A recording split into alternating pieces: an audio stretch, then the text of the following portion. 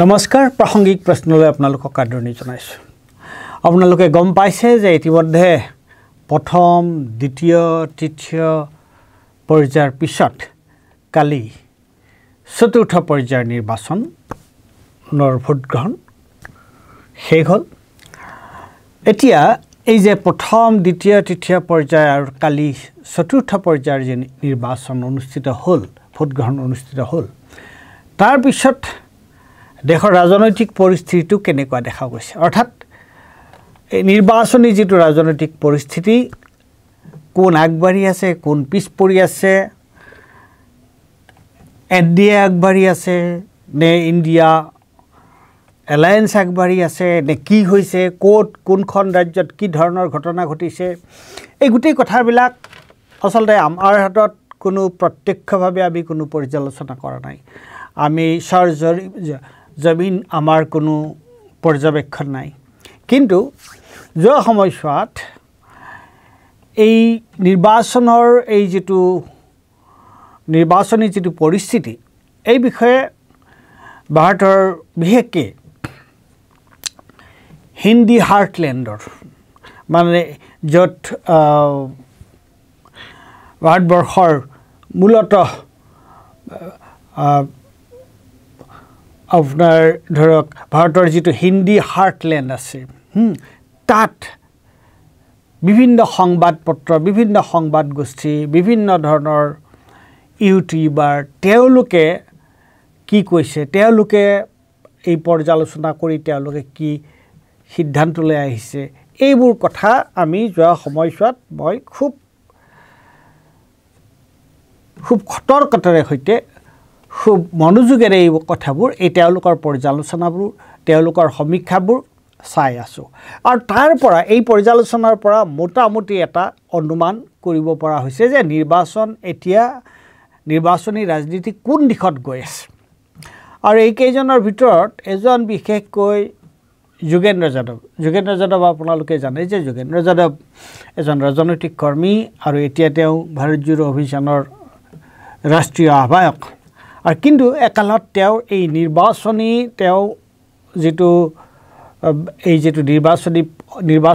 নিৰ্বাচনী সমীক্ষাৰ লগত তেওঁ এসময়ত খুব ওতঃপ্ৰোতভাৱে জড়িত আছিলে। আপোনালোকে জানে বিনোদ দুৱা, প্ৰণয় ৰয়, তেওঁলোকৰ সময়ত তেওঁ এই ধৰণৰ নিৰ্বাচনী সমীক্ষা চলাইছিল। গতিকে এতিয়াও তেওঁ এজন এক্টিভিষ্ট, কিন্তু তেওঁ যোৱা সময়ছোৱাত মই দেখিছোঁ তেওঁ ভাৰতবৰ্ষৰ বিভিন্ন ঠাই ঘূৰিছে। কৰ্ণাটক, উত্তৰ প্ৰদেশ, হাৰিয়ানা, মধ্যপ্ৰদেশ, ৰাজস্থান, বিহাৰ, উত্তৰ প্ৰদেশত তেওঁ দুবাৰ তিনিবাৰ গৈছে, ছত্তীশগড়, এই গোটেই মধ্য ভাৰত আৰু আনকি দক্ষিণ উত্তৰো বিভিন্ন ঠাইত, তেলেংগানা, এইবিলাকত তেওঁ ঘূৰি তেওঁৰ কি উপলব্ধি হৈছে বা তেওঁ কি দেখিছে, আৰু তেওঁৰ এটা এক্সপাৰ্টাইজ এটা আছে, এটা কৌশল এটা আছে যে তেওঁ বস্তুটো ধৰিব পাৰে। এইবোৰৰ ভিত্তিত তাৰপিছত অজিত আঞ্জুম আছে, তেওঁ এজন, তাৰপিছত পুণ্যপ্ৰসূন বাজপেয়ী, তেওঁ এইটোক লৈ তেওঁৰ নিজৰ এটা টীম আছে, তেওঁৰ দলে গোটেই ভাৰতবৰ্ষৰ বিভিন্ন ঠাইত গৈ তেওঁলোকে সমীক্ষা কৰিছে। তাৰ পৰা কি কথা ওলাই আহিছে সেই সম্পৰ্কে অকণমান আলোচনা কৰিব বিচাৰিছোঁ। প্ৰথম কথা, এইবাৰ যিটো এই চতুৰ্থ পৰ্যায়ত যিটো ভোটগ্ৰহণ হৈছে, সেই চতুৰ্থ পৰ্যায়ৰ ভোটগ্ৰহণত ক'ত কিমান আসনৰ কাৰণে ভোটগ্ৰহণ হৈছে। অন্ধ্ৰপ্ৰদেশ 25খন প্ৰায় সম্পূৰ্ণ, বিহাৰ 5খন, বিহাৰৰ 5টা সমষ্টিত হৈছে, ঝাৰখণ্ডত 8টা সমষ্টি, মধ্যপ্ৰদেশত 8টা সমষ্টিত, মহাৰাষ্ট্ৰত 11টা সমষ্টি, উৰিষ্যাত 4টা সমষ্টি, তেলেংগানাত 17খন আসনত, আৰু উত্তৰ প্ৰদেশত 13খন আসনত, পশ্চিমবংগত 8খন আসনত, জম্মু আৰু কাশ্মীৰত 1খন আসনত। গতিকে ইমানখিনি আসনত প্ৰায় 95খন নে কিমান আসনত নিৰ্বাচন অনুষ্ঠিত হৈছে। আৰু ইতিমধ্যে আধাতকৈ বেছি, অৰ্থাৎ ইতিমধ্যে প্ৰথম দ্বিতীয় তৃতীয় আৰু চতুৰ্থ পৰ্যায়ত যিবোৰ নিৰ্বাচন অনুষ্ঠিত হ'ল, তাত 380খন লোকসভা আসনৰ ইতিমধ্যে নিৰ্বাচন অনুষ্ঠিত হৈ গ'ল। এতিয়া এই নিৰ্বাচনী এই যে নিৰ্বাচন প্ৰথম দ্বিতীয় চতুৰ্থ পৰ্যায়ত নিৰ্বাচন অনুষ্ঠিত হ'ল, তাত এতিয়া নিৰ্বাচনী দৃশ্যপটটো কেনেকুৱা ধৰণৰ এই ধৰণৰ যিসকল এই হিন্দী হাৰ্টলেণ্ডৰ যিসকল হিন্দী ভাষী অঞ্চলৰ থকা যিসকল সমীক্ষক আছিলে যিসকল সাংবাদিক সমীক্ষক তেওঁলোকৰ যি কথা তাৰ পৰা আৰু বিশেষকৈ যোগেন্দ্ৰ যাদৱৰ তেওঁৰ যি খুব সতৰ্ক তেওঁৰ যিটো নিৰ্বাচনী পৰ্যবেক্ষণ সমীক্ষা তাৰ পৰা তেওঁ কৈছিলে যে প্ৰথম আৰু দ্বিতীয় পৰ্যায়ত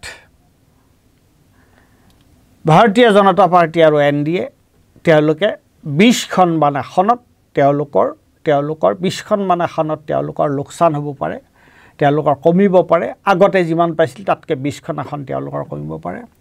আৰু ঠিক তেনেদৰে তেওঁ কৈছে যে তৃতীয় পৰ্যায়ৰ নিৰ্বাচন অনুষ্ঠিত হোৱাৰ পিছতো এই যিটো ট্ৰেণ্ড এই যে তেওঁলোকৰ ভাৰতীয় জনতা পাৰ্টি আৰু NDA আসন কমাৰ যিটো ট্ৰেণ্ড আসন কমাৰ যিটো প্ৰক্ৰিয়া সেই প্ৰক্ৰিয়াটো চলি আছে আৰু এতিয়া প্ৰথম আৰু দ্বিতীয় তৃতীয় পৰ্যায়ত তেওঁলোকে প্ৰায় 40-45খন আসন তেওঁলোকে এই সময়ত যিটো পাইছিলে তাতকৈ তেওঁলোকৰ আসনৰ সংখ্যা কমি অহাৰ সম্ভাৱনা আছে এতিয়া তাৰ মাজতে পুৰ্ণপ্ৰসন্ন বাজপেয়ীয়ে কৈছিলে আজি কেইদিনমান আগতে 2-3 দিন আগতে তেওঁ এটা সমীক্ষাত এটা কথা কৈছিল যে এই যে প্ৰথম দ্বিতীয় আৰু তৃতীয় পৰ্যায়ৰ যিটো ভোটগ্ৰহণ এই ভোটগ্ৰহণত বিজেপিৰ আৰু NDAৰ যিখিনি ক্ষতি হৈছে সেই ক্ষতিখিনি তেওঁলোকে এই চতুৰ্থ যিটো পৰ্যায়ৰ যিটো নিৰ্বাচন অনুষ্ঠিত হৈছে চতুৰ্থ পৰ্যায়ত তাৰ পৰা তেওঁলোকে সেই ক্ষতিপূৰণটো তেওঁলোকে তাক কম্পেনছেট কৰিব পাৰিব নেকি তেওঁলোকে এই নিৰ্বাচনত এইকেইখন ৰাজ্যত চতুৰ্থ পৰ্যায়ৰ যিটো নিৰ্বাচন অনুষ্ঠিত হ'ব তাৰ দ্বাৰা তেওঁলোকে এই ক্ষতিটো পূৰণ কৰিব পাৰিব নেকি সেই ধৰণৰ কথা এটা তেওঁ কৈছিলে আজি কেইদিনমান আগতে কিন্তু কালি নিৰ্বাচন অনুষ্ঠিত হোৱাৰ পিছত 13 তাৰিখে নিৰ্বাচন অনুষ্ঠিত হৈছে মই ক'লোৱে ক'ত কিমানখন আসনত নিৰ্বাচন অনুষ্ঠিত হৈছে আৰু এই নিৰ্বাচন অনুষ্ঠিত হোৱাৰ পিছত তেখেতে যিটো কথা কৈছিলে তেওঁ কৈছিলে যে পুৰ্ণপ্ৰসন্ন বাজপেয়ীয়ে কৈছিলে যে হয়তো তেওঁলোকে এই যে বিজেপি আৰু NDAৰ যে আসনৰ সংখ্যা কমি অহাৰ যিটো প্ৰক্ৰিয়া সেইটো হয়তো এতিয়া বন্ধ হ'ব পাৰে আৰু বৰং তেওঁলোকে ওলোটাই তেওঁলোকে ভাল কৰিব পাৰে ক'ত তেওঁ কৈছিলে যে অন্ধ্ৰপ্ৰদেশ তেলেংগানা পশ্চিমবংগ আৰু উৰিষ্যা কিন্তু নিৰ্বাচন হোৱাৰ পিছত তেওঁ নিজেই যিটো সমীক্ষা কৰি তেওঁ দেখুৱালে যে আচলতে তেনেকুৱা ধৰণৰ ঘটনা ঘটা নাই যে যিটো অনুমান কৰা হৈছিলে সেই ধৰণৰ ঘটনা ঘটা নাই গতিকে তেওঁলোকে পৰিস্থিতিটো বৰ বিশেষ পৰিৱৰ্তন হোৱা নাই আৰু যোগেন্দ্ৰ যাদৱৰ যিটো বক্তব্য তেওঁৰ বক্তব্য হৈছে যে যেনেকৈ প্ৰথম পৰ্যায় দ্বিতীয় পৰ্যায় তৃতীয় পৰ্যায়ত তেওঁলোকৰ আসনৰ যিটো যিমানখিনি কমিছিলে তেওঁ প্ৰায় এই 3টা পৰ্যায়ত তেওঁ 40-45খন আসন কমাৰ কথা কৈছিলে কিন্তু তেওঁ কৈছে যে এই চতুৰ্থ পৰ্যায়ত ইমান বেছি আসন কমাৰ সম্ভাৱনা নাই এইটো তেওঁ মোটামুটি ড্ৰ বুলি কৈছে যে কিন্তু তৎসত্ত্বেও 10খন আসন বিজেপিৰ কমাৰ সম্ভাৱনা তেওঁ দেখুৱাইছে এই প্ৰশ্নটো হৈছে তাত যে সমগ্ৰ ভাৰতবৰ্ষত নিৰ্বাচন হৈছে তেনেহ'লে এই নিৰ্বাচনত মানে এতিয়ালৈকে যিবোৰ কথা আলোচনা কৰি থকা হৈছে তাৰ মানে কি মানে বিজেপি আৰু NDA কেৱল কমিবই নে বিজেপি আৰু NDA এনেকুৱা কোনো ৰাজ্য নাই নেকি য'ত বিজেপি আৰু NDA অলপ বাঢ়িব পাৰে তেতিয়া যোগেন্দ্ৰ যাদৱে এটা কথা হৈছে যে 3খন ৰাজ্য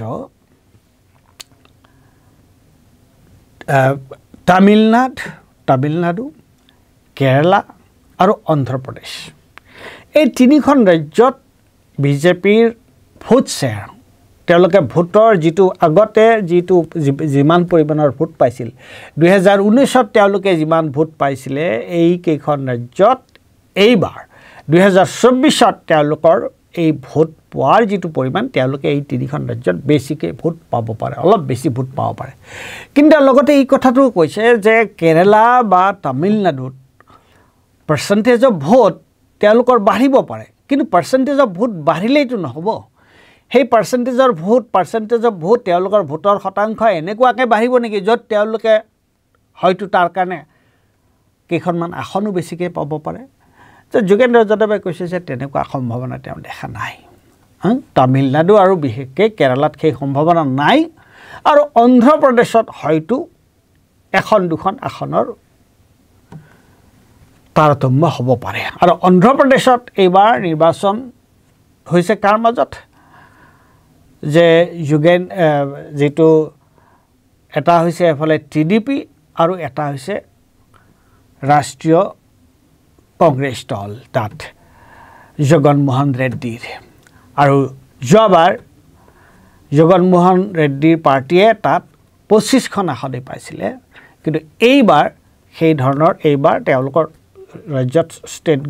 ৰাজ্য চৰকাৰ আছে জগনমোহন ৰেড্ডিৰ গতিকে এইবাৰ কিন্তু ট্ৰেণ্ডটো বেলেগ গতিকে এইবাৰ টিডিপিহে তাত ভাল কৰাৰ সম্ভাৱনা আছে গতিকে তাৰ কাৰণে তাত হয়তো এই যে বাকী ঠাইবিলাকত যিটো কমিব তাৰ পৰা হয়তো অলপমান কম্পেনচেট অলপ ক্ষতিপূৰণ কৰিব পাৰে আৰু যোগেন্দ্ৰ যাদৱে কৈছে যে বিহাৰ ইউপি বিহাৰ উত্তৰ প্ৰদেশ মধ্যপ্ৰদেশ আৰু মহাৰাষ্ট্ৰ তাৰ যিখিনি ঘাটি হ'ব তাৰ পৰা হয়তো সামান্য এই অন্ধ্ৰপ্ৰদেশৰ পৰা আহিব পাৰে আৰু তেলেংগানাৰ পৰাও 2-4 আহিব কিন্তু ইমান বেছি নাহে কাৰণ তেলেংগানাত ইতিমধ্যে কংগ্ৰেছৰ চৰকাৰ হৈছে গতিকে তেলেংগানাৰ পৰা তেওঁলোকে বৰ বেছি আসন আশা কৰিব নোৱাৰে গতিকে এতিয়া তেনেহ'লে এই গোটেই যিটো সমীক্ষা এই যে গোটেই যে আজি যে আপোনাৰ 380খন আসনত ভোট গ্ৰহণ ইতিমধ্যে হৈ গ'ল আৰু এই ভোট গ্ৰহণৰ পিছত যিটো পৰিৱেশ নিৰ্বাচনী যিটো পৰিৱেশ তাৰ পৰা কি ওলাই আহে যোগেন্দ্ৰ যাদৱে এটা অতি গুৰুত্বপূৰ্ণ কথা কৈছে তেওঁ কৈছে যে তৃতীয় পৰ্যায়লৈকে এনেকুৱা ধৰণৰ পৰিস্থিতিটো এনেকুৱা আছিল য'ত বিজেপিয়ে 270-72খন আসন পোৱাৰ সম্ভাৱনাটো ক্ষীণ আছিল বিজেপি নিজে কিন্তু সিচুৱেশ্যনটো এনেকুৱা আছিল পৰিস্থিতি এনেকুৱা হৈছিল হয়তো এনডিএ বুলি যিসকলক লোৱা হৈছে যিসকল আছে নীতিশ কুমাৰ আছে চন্দ্ৰবাবু নাইডু আছে আৰু সৰু সুৰা ইঠাই তেওঁলোকৰ যিখিনি তেওঁলোকৰ এনডিএৰ লগত যিসকল সহযোগী আছে সেইটো লৈ পেলাই তেওঁলোকে হয়তো যিটো 273খন আসনৰ যিটো সংখ্যা যিটো 273খন আসন হ'লে চৰকাৰ গঠন কৰিব পাৰে এতিয়া যোগেন্দ্ৰ যাদৱৰ শেহতীয়া মন্তব্য হৈছে যে বিজেপিয়েতো সেই নম্বৰ তেওঁলোকে নিজৰ ফালৰ পৰা নাপায়ে আৰু এনডিএও 273খন আসন নাপাব আৰু তেওঁ যিটো হিচাপ কৰি দেখুৱাইছে তেওঁ একেবাৰে ক'ত কেনেকুৱা ধৰণৰ আসন কমিব এইটো তেওঁ স্পষ্টকৈ হিচাপ কৰি দেখুৱাইছে তেওঁ কৈছে যে তেওঁলোকে বৰ বেছি 266-65 তেনেকুৱা আসনে পাব পাৰে এনডিএ এতিয়া এই কথাটো আমি নাজানো সঁচা মিছা এইটো কিমান দূৰ সঁচা হয় কিন্তু যোগেন্দ্ৰ যাদৱে যিটো কথা কৈছে তেওঁ আচলতে যথেষ্ট বিভিন্ন ঠাইত তেওঁ যিটো প্ৰেডিকশ্যন তেওঁ কৈছে যে বিভিন্ন ঠাইত তেওঁ যিটো ফিডবেক পাইছে মানুহৰ পৰা যিখিনি কথা গম পাইছে তেওঁ তাৰ পৰা তেওঁ কৈছে যে মই কিন্তু যথেষ্ট সংৰক্ষণশীলভাৱেহে এটা প্ৰতিবেদন দাখিল কৰিছোঁ মই মোৰ যিটো এষ্টিমেট কৰবাৰ পৰা যদি আহিছে সবেই কৈছে যে 20খন হ'ব তাত মই 20খন কেতিয়াও ধৰা নাই তাত মই কমাই 15খন বা কেতিয়াবা 10খন ধৰিছোঁ আৰু তেওঁৰ যদি আপুনি শেহতীয়া যিটো ভিডিঅ' চাই তেতিয়া দেখা পাব প্ৰায় বেছিভাগ ঠাইতে তেওঁ 10 কমাইছে গতিকে এতিয়া আৰু 3টা পৰ্যায় আছে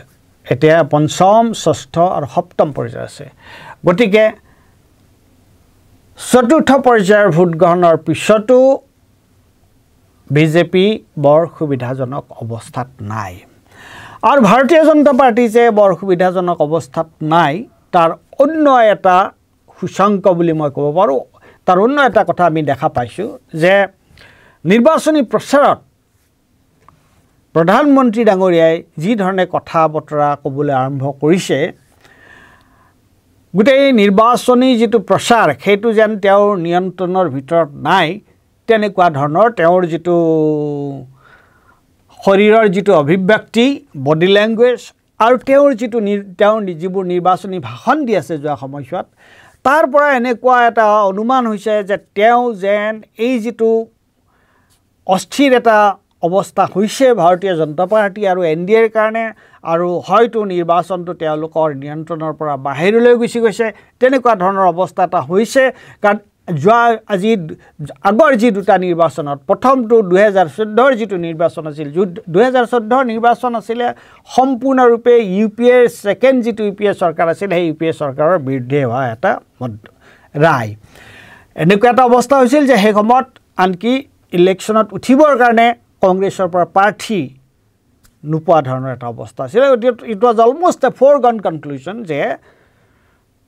ভাৰতীয় জনতা পাৰ্টি শাসনলৈ আহিবই